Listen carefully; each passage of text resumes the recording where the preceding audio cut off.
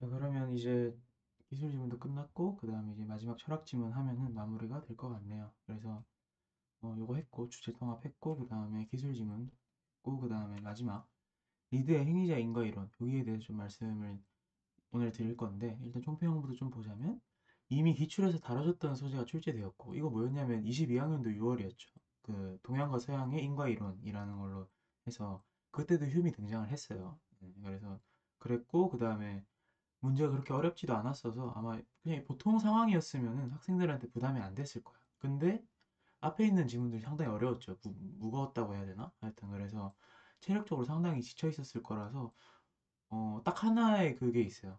딱 하나만 이해했으면 그 지문 전체가 다 이해가 됐을 텐데 그 한 문장 때문에 완전히 무너지지 않았을까 이런 생각이 좀 들어요. 왜냐면 체력적으로 지쳐 있었으니까. 그래서 그 부분만 좀 제대로 짚었다면 괜찮았을 거라는 생각이 듭니다. 하지만 좀 힘들지 않았을까. 그래서 어렵다고 했던 이유가 이것 때문이었을 것 같아요. 그래서 포인트도 역시 그거랑 연결이 되는 이야기인데 난해한 문장이 나와도 이제 나만의 말로 이해하는 훈련, 평소에 만약에 제 강의를 듣고 열심히 했으면 그 부분을 정확하게 이해할 수 있었을 거고 그 다음에 당연히 거기가 해결됐으니까 나머지는 그냥 쭉쭉 읽었겠죠. 그러니까 비교적 짧은 시간 안에 그를 다 이해를 했을 거야. 그래서 그게 포인트였고 그러면은 바로 이 정도 얘기했으면은 지문 한번 보러 가보도록 하겠습니다.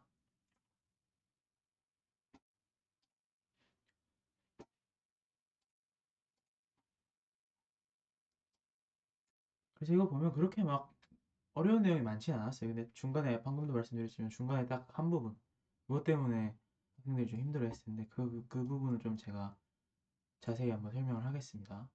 일단 먼저 보면 멈춰있는 흰 공이 빨간 공에 부딪혀 흰 공이 움직였다고 하자. 오늘 약간 시작부터 말이 좀 꼬이는 느낌이네요. 그러고 나서 이제 여기 보니까 기억이 이렇게 쳐져 있단 말이야. 이거 뭐 무조건 문제를 내겠다는 이야기겠죠. 그래서 여기에 대해서 무슨 문제를 낼지 일단 봐야 될 텐데 흰 공에 빨간 공이 부딪혀 흰 공이 움직였대요.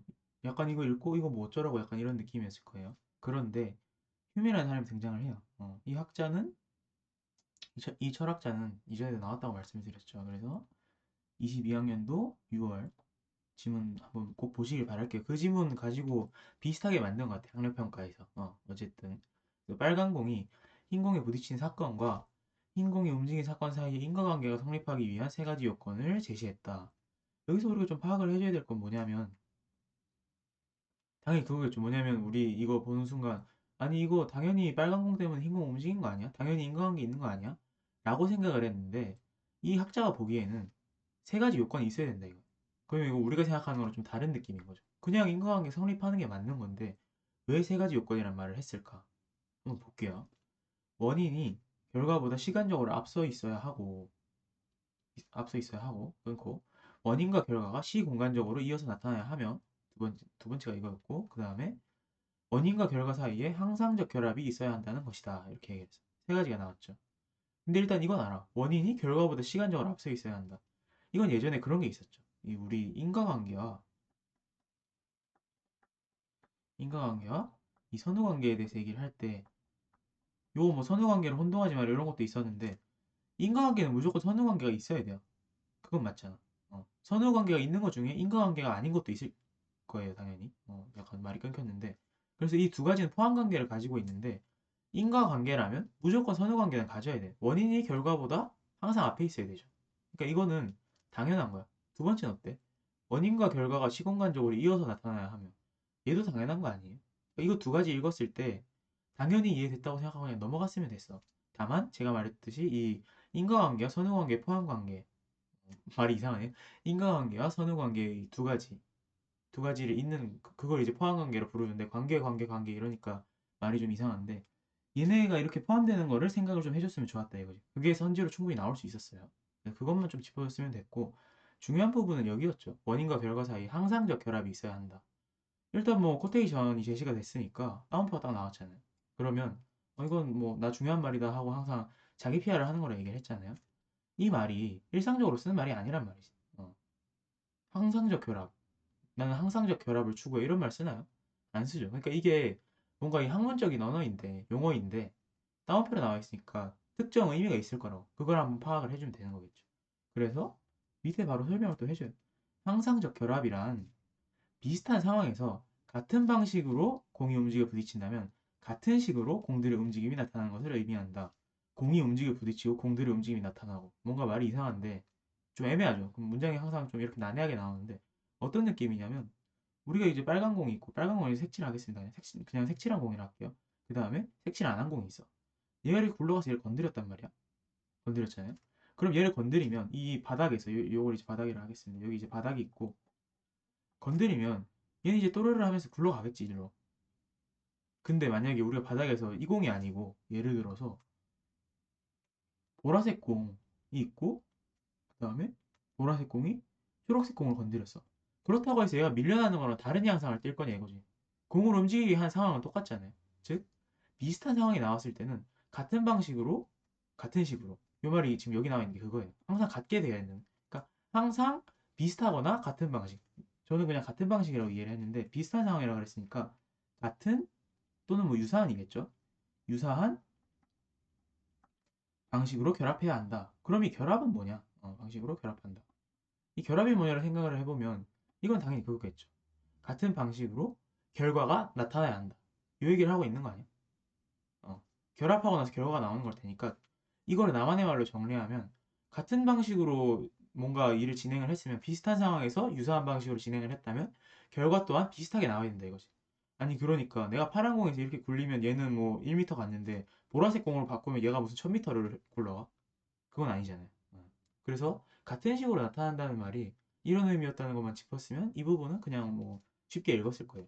휴메의 그 의견은 어떤 느낌인지 아실 거예요. 한 번 더 정리할게요. 비슷한 상황이면 비슷하게 나타나야 돼. 비슷하게 결합한다는 얘기가 결과가 비슷해져야 된다는 얘기를 되니까.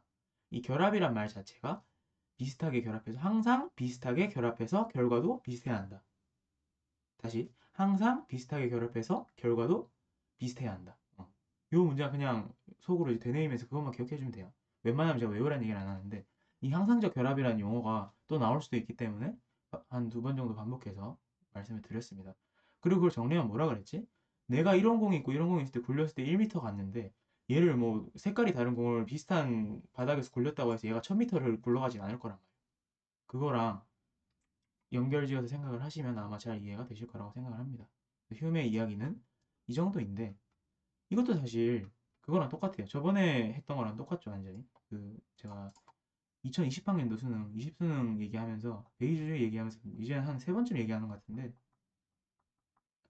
여기서 이게 있었고 전통적 인식 문제가 있었지.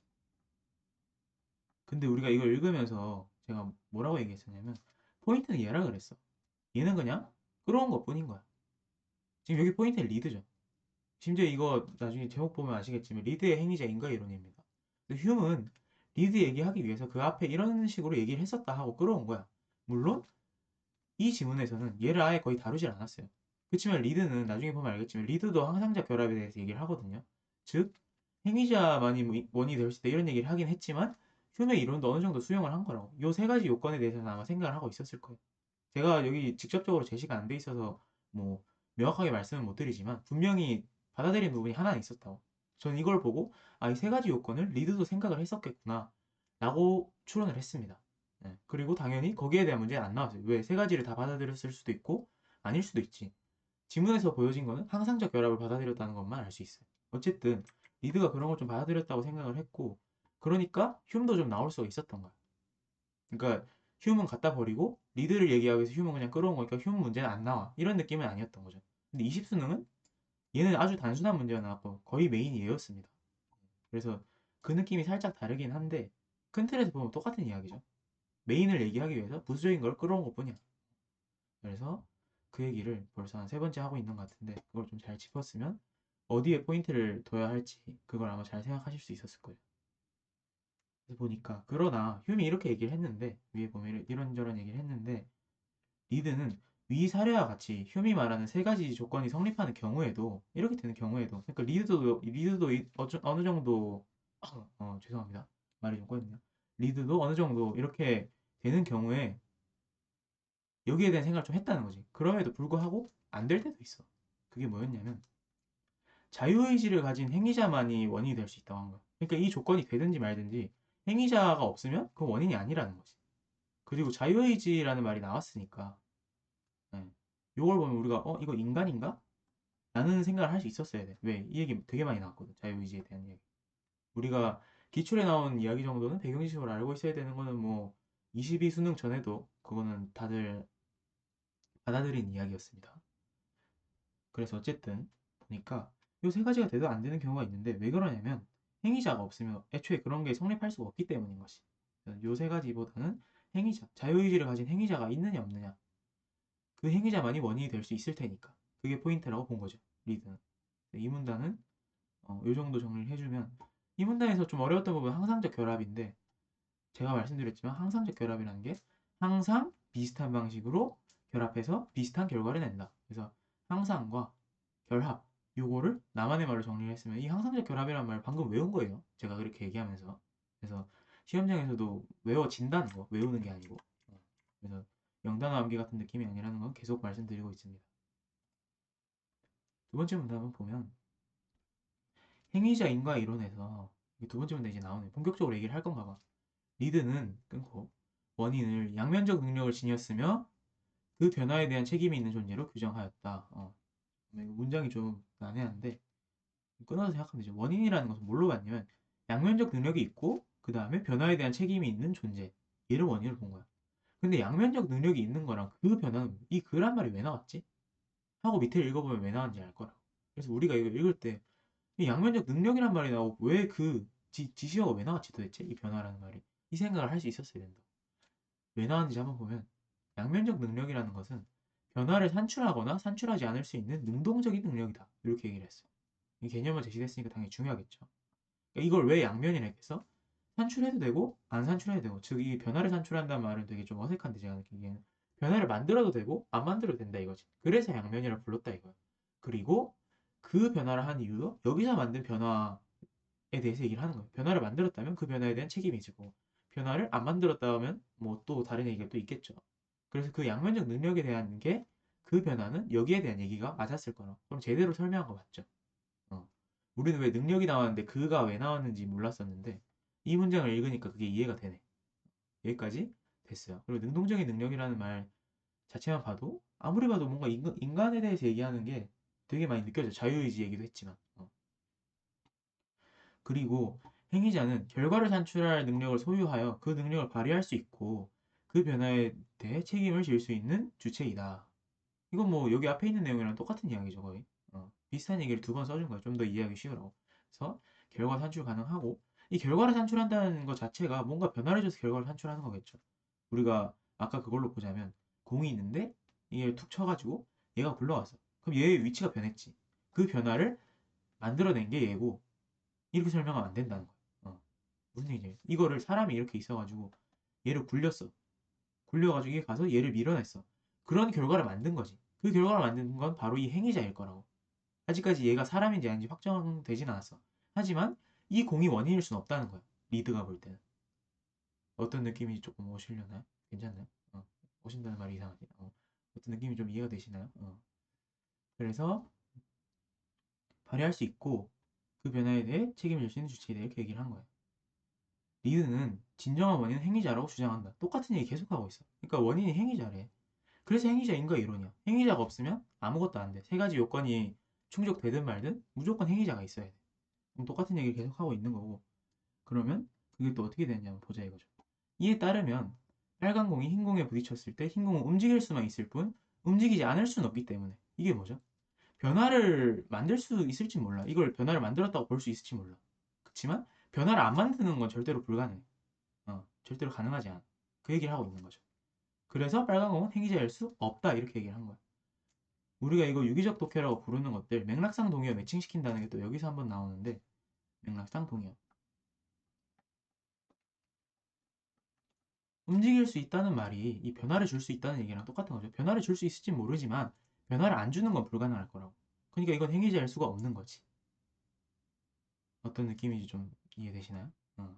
그래서 이 문단은 그런 얘기를 하고 있습니다.